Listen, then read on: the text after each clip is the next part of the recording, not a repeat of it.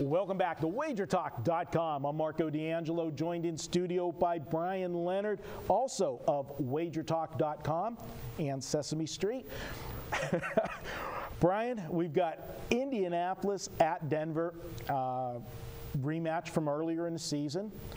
Public perception, I would say, right now heading into this one is a little different.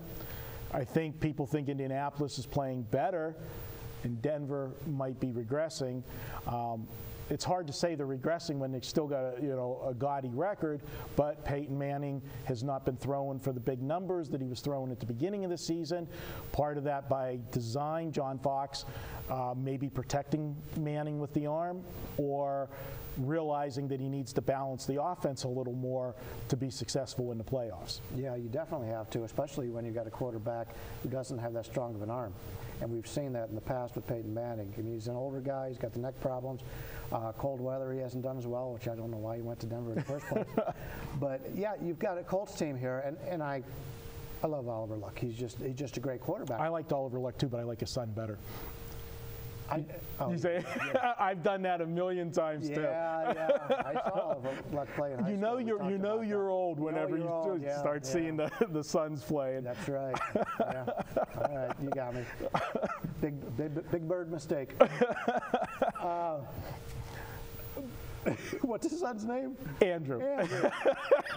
I got no luck. Yeah, Andrew Luck, he's just a great quarterback, but they don't have much of a running game. No. And so anytime you've got the lead with Indy, it's always a problem because you've got to be able to run an established run.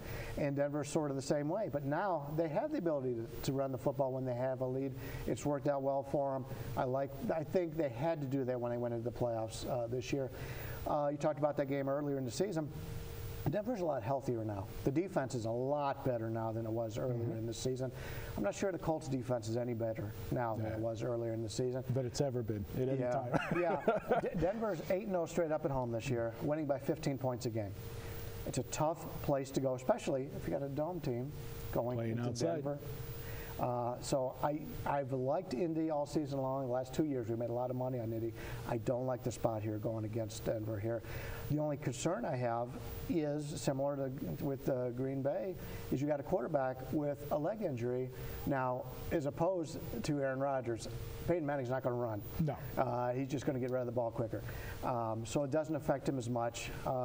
So he's not 100%, and I will give him that. But you do have a Denver team right now that's running the ball better than they have all season long. The defense is better than it's been all season long.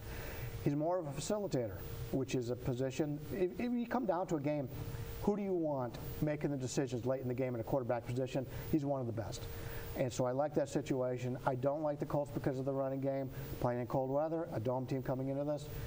I'm going to lay the points, but I'm going to wait because right now, if you're looking at how this game's going, Pinnacle has got the, it's a low juice outlet. So if you're a big player, you're going to play at Pinnacle. If you're not in the United States, you're going to play sometimes in the United States, but we won't get into that.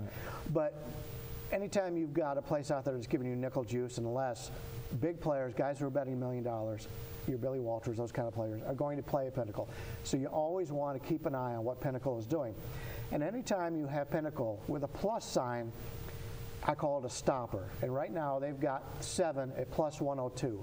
They're offering you, Denver, 7. They'll let you bet Denver at plus 102 where everybody else is charging minus 110. Of course you're going to play Denver.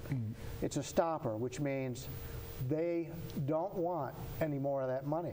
So that tells you the line's going to go to 6.5. And so I'm in no hurry to lay the 7 with Denver. I'm going to lay the 6.5 because that's the way the line's going.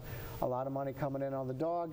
That's fine with me. I'll get the team I want at a better price. With the 7, so such a key number in the NFL. Just wait for it. And absolutely. And going back to Indianapolis, Brian, we talked in the earlier video about Carolina and their schedule.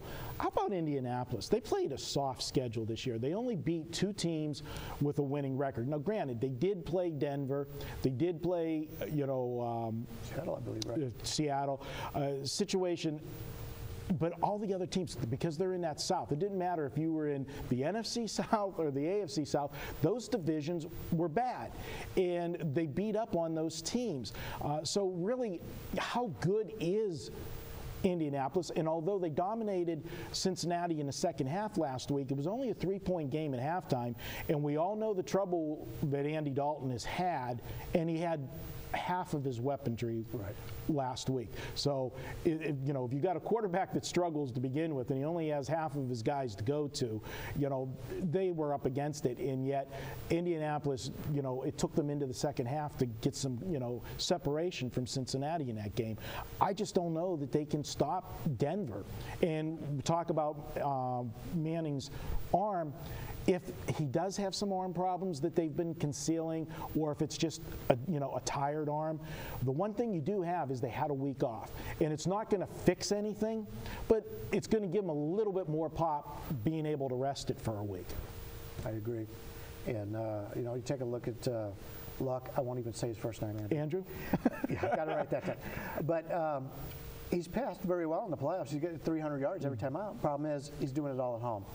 And to go on the road, he hasn't put up the numbers that he has at home in the playoffs. He hasn't gotten over the hump there.